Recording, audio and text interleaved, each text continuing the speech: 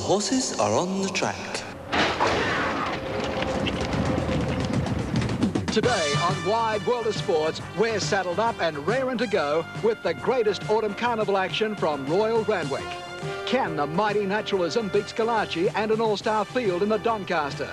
Has Captive Edition got the class to down Slight Chance in the Derby? You'll find out when we bring it to you live from the track. $5,000 in cold, hard cash goes up for grabs in our Memorable Moments giveaway. We'll clamber through the ropes to pay tribute to the big guy of pro wrestling, the one and only Andre the Giant. And we'll invite you to get your skates on for some gravity-defying small wheel stunts. The stars of world sailboarding will knock the wind right out of your sails at the Coca-Cola Invitational. A cavalcade of mutts, poochers and odd family flea bags will strut their stuff in the Pal Top Dog competition. You'll see surfing's world champion Kelly Slater ripping and tearing at his favourite breaks. Plus, we'll take you around the country and the planet to catch up with the latest on the US Masters and all the big scores when and wherever they happen. Galloping into your Saturday afternoon with the greatest action of all. This is the one and only Wide World of Sports.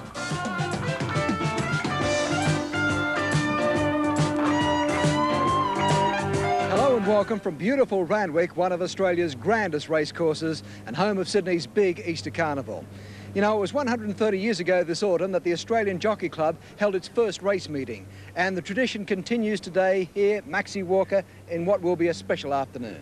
Will, Ken, there's no doubt about that. Some very classy thoroughbreds running around. It's going to be tough to pick a winner. In fact, it could almost be a nightmare for the punters.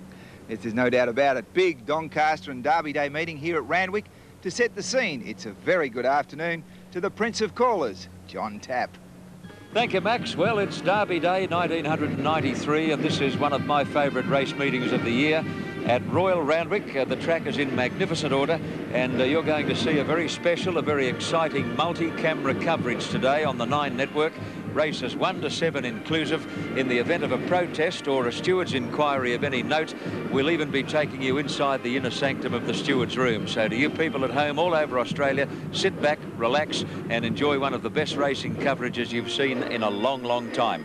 Shane Dye is with me. Shane has a very good book of rides, particularly in the AJC Derby. He's riding the champion filly Slight Chance, but he has pretty good rides in some of the minor races as well, and one of them is March Hare in the Fernhill Handicap. Yeah, he's drawn very wide, John, but he is a very good horse and is on his way up, and he's got a great chance today. No doubt the horse to beat is probably Sibilant, who I've also been riding, and she's just looking for the mile. Another interesting runner is Darbass, the number 2 horse. He ran very, very well the other day at Kembla Grange on a wet track. He got to the line very strong, and I think Greg Hall's riding him now instead of Mick Dittman. He is. The AJC Derby, $1 million in prize money, one of the oldest races on the Australian turf, first run in 1861.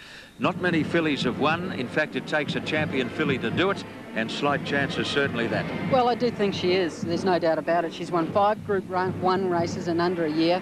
She can race handy on the pace, and her win the other day was outstanding. I think there are only 4 chances in the race, John, and they are Innocent King, My Filly Slight Chance, Irish Rort, and of course the BMW Stakes winner of last week, Captive Edition.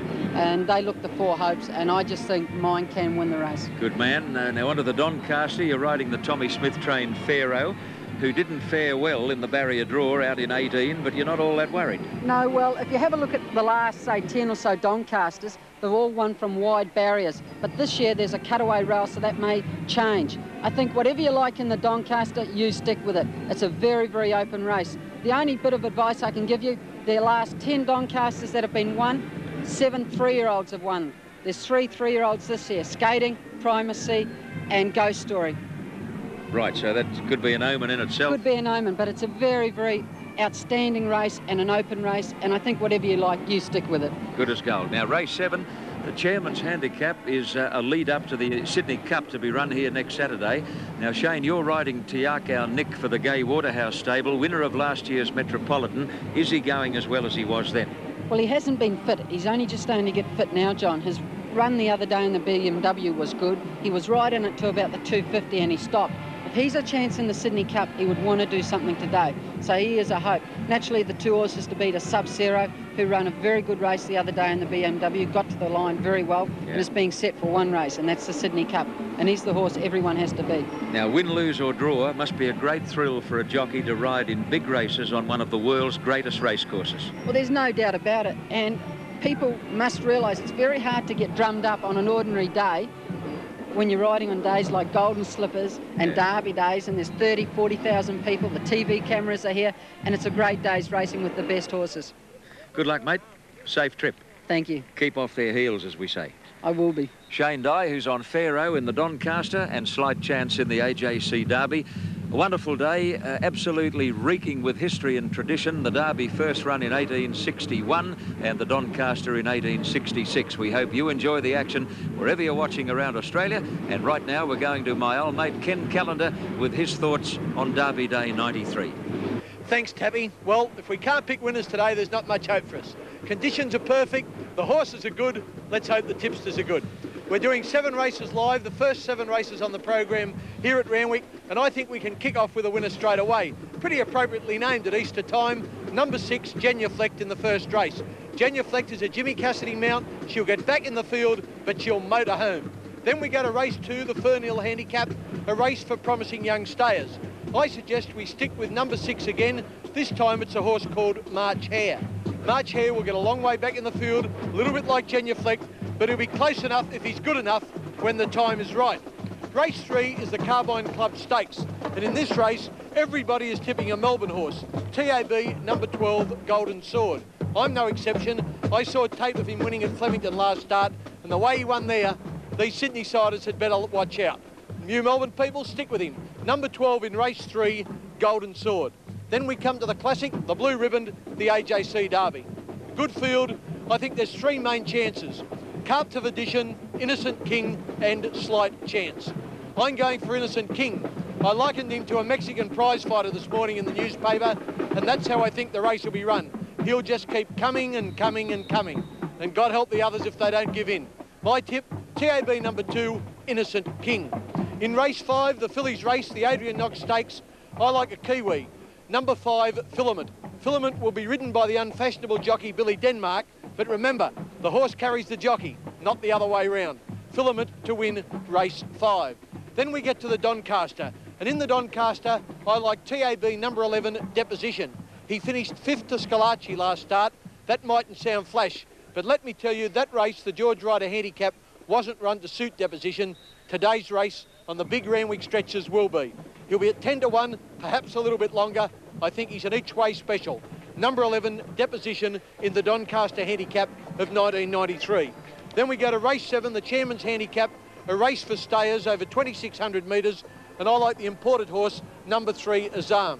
An easy winner at Rosehill a fortnight ago. Randwick will suit him better. I reckon he'll win again. In Melbourne, we're doing the Daly Double live, of course. I like Coolong Road in the first leg, and in the second leg, in the Bahamas.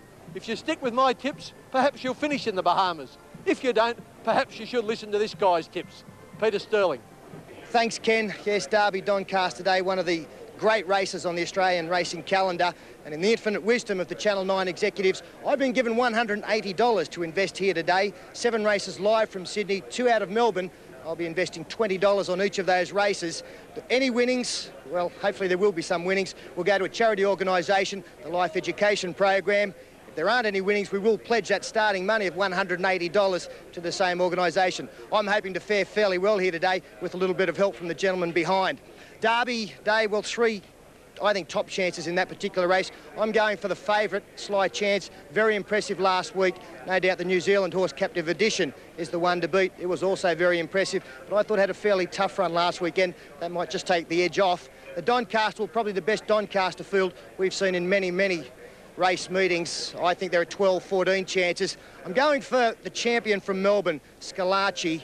It is the first attempt over a mile. That's the big question mark, but it is a champion racehorse, and I think those kind of thoroughbreds do settle well in races. I expect Gifted Poet to lead, Scalacci to get a sit, and I think 100 metres out, Scalacci looks like it'll win the race. I've seen plenty of horses move up to its girth, not many go past it. So they're the early tips for the Derby and the Doncaster. I am very confident, Max. As I walked on course, a gentleman told me there was a winner in every race. Now it's just a matter of finding each one. Thanks very much, Sterlo. OK, you'll see all the big racing as it happens right here at Randwick. To bring us up to date with all those overnight scores... The AJC Derby of 1961. The shoe was on Blue Era, and the pair were ready to pounce on the leaders as heads were turned for home. Summerfair, the challenger on the outside, then Sometime followed by Moviegoer. King Brian blocked for a run. Inside the furlong now, and Blue Era challenged by Summerfair. They're fighting it out. King Brian is getting clear, but too late. Inside the half furlong, Summerfair takes a narrow lead. Blue Era fights back. Blue Era, Summerfair going to the line together. Another unit, Blue Era. Blue Era on the line. Blue Era gave the young jockey his first Derby winner, or had it. He returned to scale in triumph, but was harbouring some concern. The sound of protest soon echoed over the course. An outraged Tommy Hill on Summerfair had fired in a protest claiming Shoemaker had held his right leg a few strides from home, severely hindering Summerfair's progress. Shoemaker denied the charge, but he had reckoned without the recently installed steward's head on camera.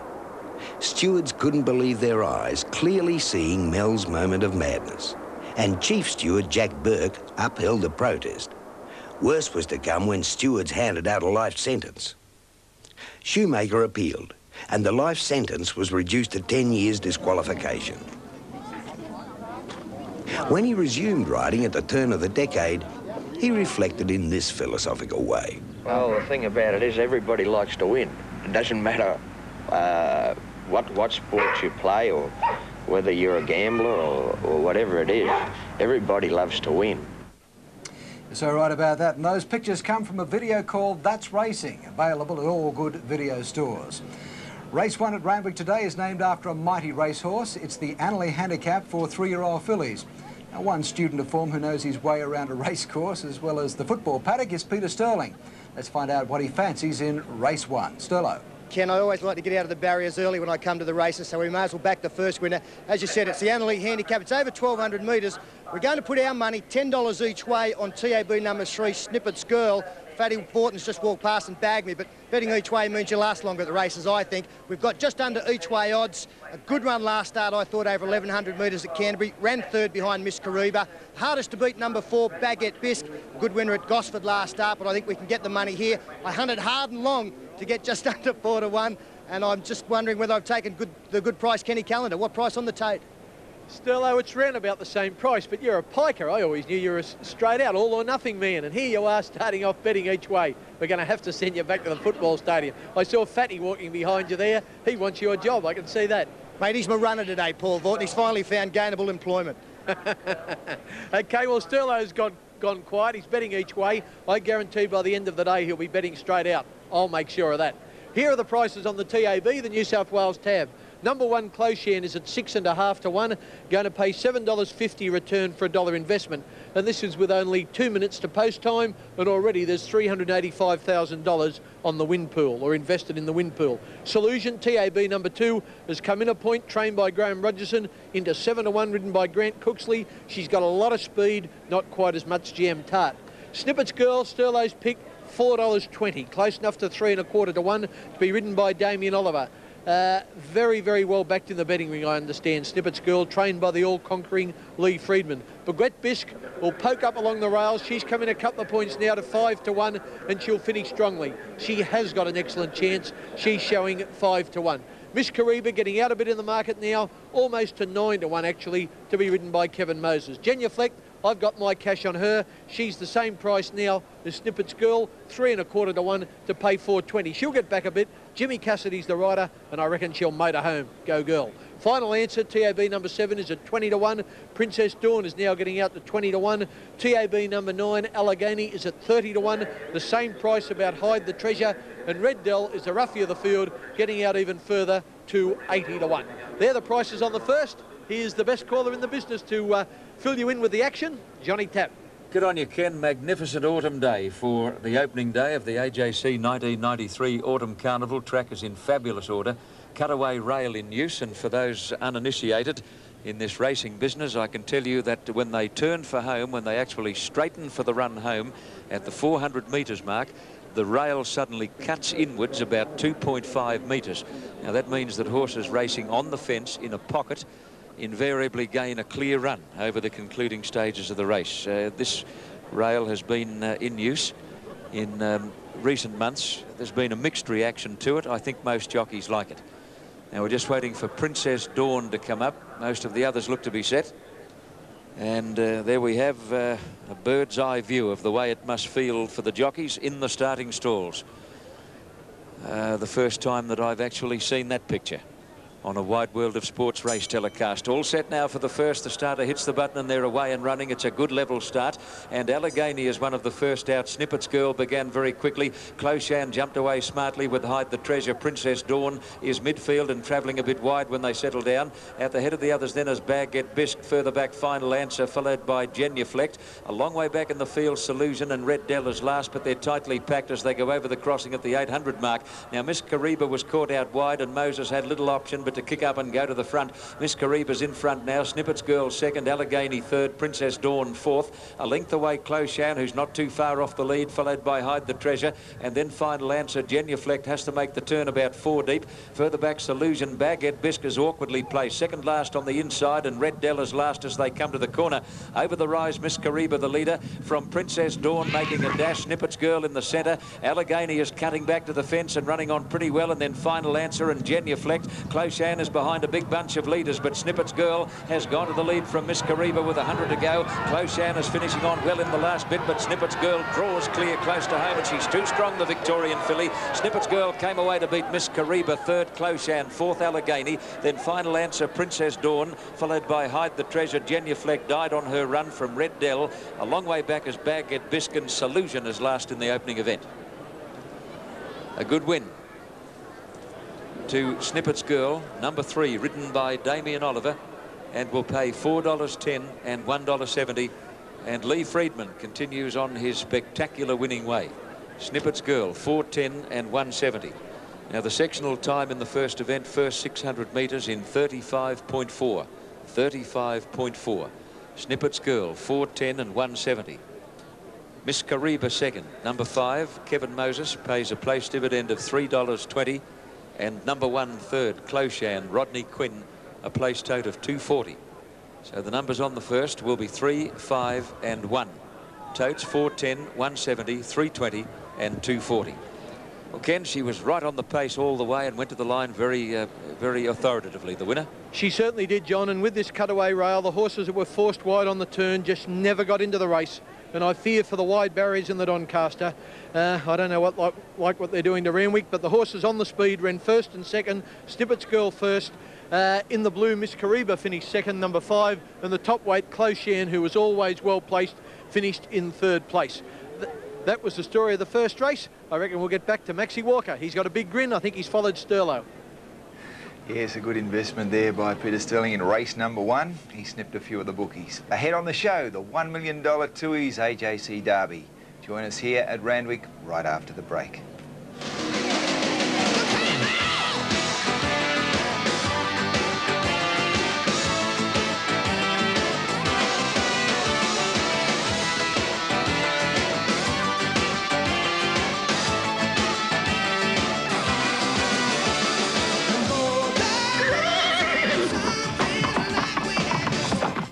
My husband is the last of... Randwick Race 1 has been run and won, the only handicap, and these are the dividends. Snippet's Girl paid $4.10 and $1.70. Miss Kariba, $3.20, and Clocken, $2.40. That's on the Race 1 at Randwick here this afternoon.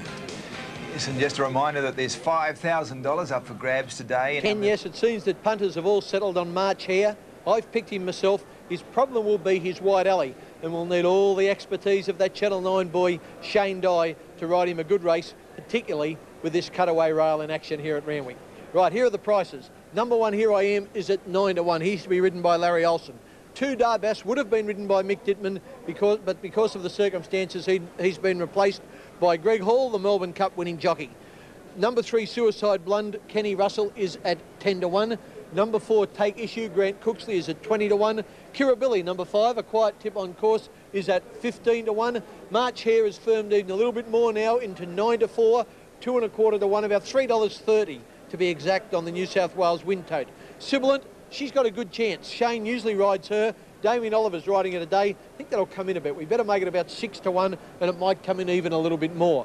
Number 8, Rose Reward, getting out a little bit at 14 to 1. Lady in Need at 33. Now, what about this name? I bet you can't pronounce it. It's quite simple, really. Why Kick a Moo Cow? It's at 20 to 1. Century Heights at 100 to 1. Rembetica, a tip from the track at Newcastle, is at 20 to 1. 14 to 1 Master Caddy, 66 Sylvania Boy, and Key Conne at 40 to 1. Why Kick a Moo Cow? Clever, aren't I? Okay, Max, here we go. Hasn't got any S's in it, that one, Kenny. That's why you got that one out. Okay, we've got the bit between our teeth on a racing Easter Saturday. We'll have more in just a moment.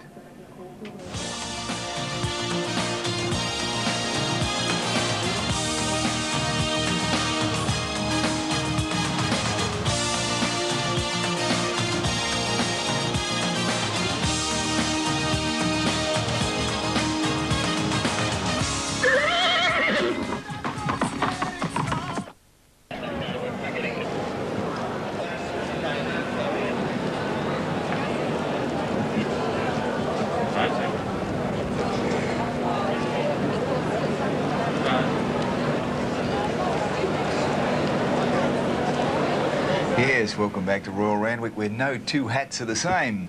Ahead on the show, George Smilovich introduces us to a few of his canine friends in the PAL Top Dog competition, plus there's unbelievable rollerblade action. Yes, and over recent years we've been treated to spectacular vision, courtesy of those fearless waves.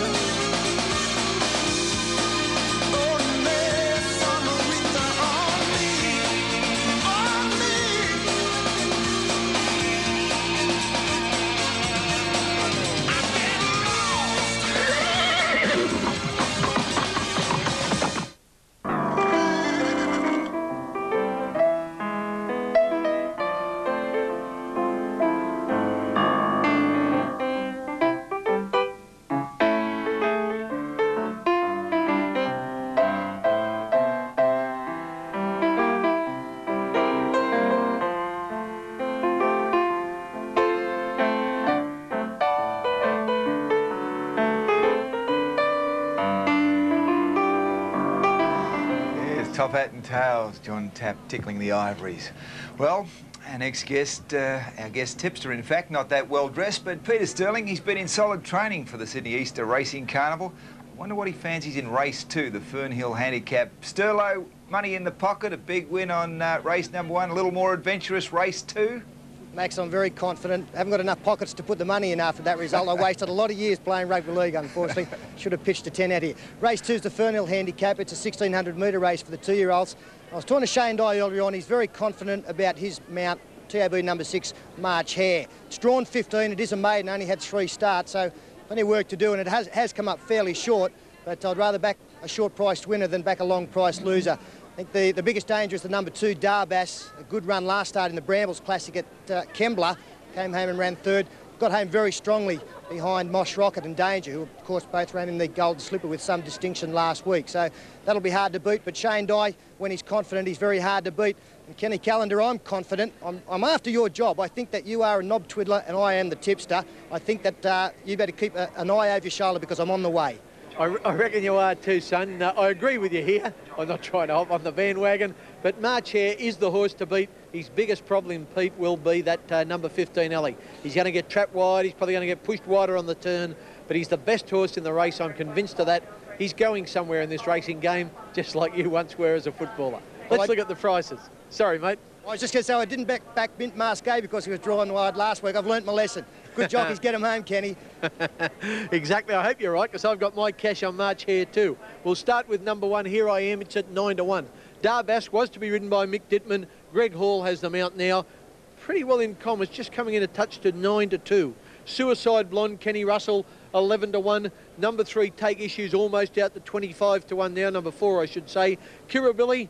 You've got to back plenty of winners to live there. It's at 14 to 1. March Hare, $3.20, odds of 9 to 4. I reckon it'll be closer to 2 to 1 by post time. Gee, I need this one to win. You don't want to get behind early in the day on big days. Sibilant, a quiet tip round the track. Don't underestimate her. She's at 6 to 1. She'll get a good run from an inside alley, and she might be hard to hold off. I'll say this, she looks particularly well in the enclosure too. She's TAB number 7. She races in cerise and blue colours with a white cap. Rose Reward is at 14 to 1. Lady in Need, TAB number 9, is at 40 to 1. Waikika Cow, I've even got that right again, getting out now from 25s almost to 30 to 1. Century Heights is at 100 to 1, and Rembetica at 25 to 1. Master Caddy, TAB number 13, is at 14 to 1. Sylvania Boy, he keeps easing, he's out to 100 to 1, and Key Conai, another roughie, getting out to 60 to 1. But Sterlo and I, we're both on March Hare. Later in the day, in the Doncaster Handicap, my selection is Deposition. Deposition is trained by the private trainer for the Ingham brothers, John Hawkes. I spoke with John Hawkes about Deposition's chances. Is the Doncaster the race you were looking at all along? He's just after I got here, he's the race we picked out for him, and that's what we've aimed for. And on today's the day, he's as fit as hands can make him. I've added a bit of weight to his back by tipping him, but you never know. No, that bogey will be off today, mate. How far back will he get, John? Oh, he'll most probably be running 8th or 9th. I would think there'll be a lot of pace in the race, you know, and there's a lot of horses that want to go forward and want to be there. But, you know, he's drawing the barrier, I think, to have a nice sit, you know, 8th or 9th. And just like a little bit average luck in running, that's all, Ken. We could say quietly confident? Quietly confident. Thanks, John. Thanks, Ken. John Hawkes, a very astute racing trainer, and you heard him on Derby Day at Randwick on the Wide World of Sports.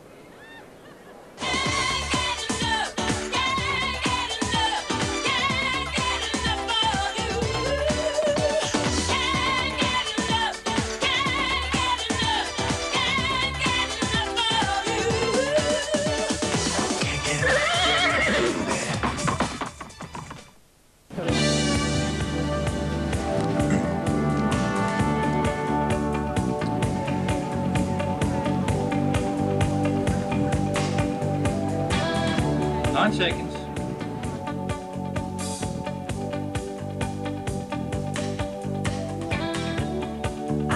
Beautiful pictures there from Royal Randwick. The Fernhill Handicap is for 2-year-olds. And Kenny Callender with the Easter Bunny doing his rounds. It would appear that there are a lot of punters jumping onto your bandwagon in backing Shane Dye's mount, March Hare. Kenny? Yes, Max, there's truckloads of money here for March Hare. He's pretty short odds, but I just hope that all the support is justified. And as you said, it is the topical tip at Easter. March Hare, let's hope he can run like a hare. Number 1, Here I Am at 9 to 1, solid in the betting. Darbass back out the 5s, a little flurry for a while, but back out the 5s. Greg Hall, remember, rides Darbass now with Mick Dittman at his wife's bedside. Suicide Blonde is out to 14 to 1. Take Issue is at 25 to 1.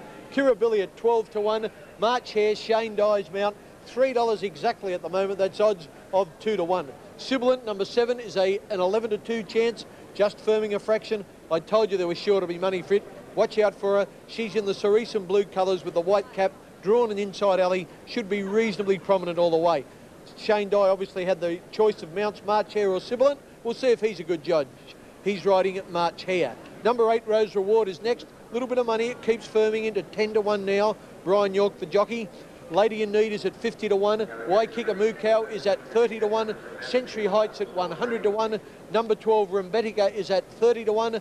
Number 13, Master Caddy, at 15 to 1. Sylvania Boy is 100 to 1 chance. And Key Conoi just a little bit longer than 66 to 1. March Hare all the rage. Darbass and Sibilant are the 2 best backed to beat him. Okay, to the com box now, and we're getting ready for the call of the Fernhill Handicap, a time-honoured race, and in fact named after a very famous property on the outskirts of Sydney, Fernhill Stud, located near Penrith, New South Wales, probably closer to Mulgoa, really. And the Honourable E.K. Cox stood the first Sydney Cup winner, Yattenden, at that famous property, and Yattenden went on to sire an unbeaten horse called Grand Flaneur, and a champion by the name of Chester, who won many of the big races on the Australian turf. So this race has a name steeped in tradition, and it's fitting that the Fernhill Handicap should be one of the support races on Derby Day. Beautiful day in Sydney, a few clouds about, but plenty of sunshine and a huge crowd. I'll be very anxious to get some sort of attendance figure later on. I think this is one of the best Doncaster crowds I've seen in a long, long time. I think the AJC were hoping for somewhere between 30 and 35. Judging by the traffic in the infield car park, it's going to be at least that. Now, Sylvania Boy has moved up with Kay Cornet, and his Sibilant now being led forward. Here I Am is coming up into the gates.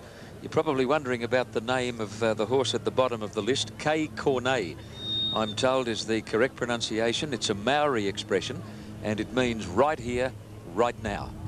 Now there's Master Caddy coming up into line, waiting on Rose Reward and Take Issue. Here I Am is a little reluctant to go into the gates. Waikika Mukau about to be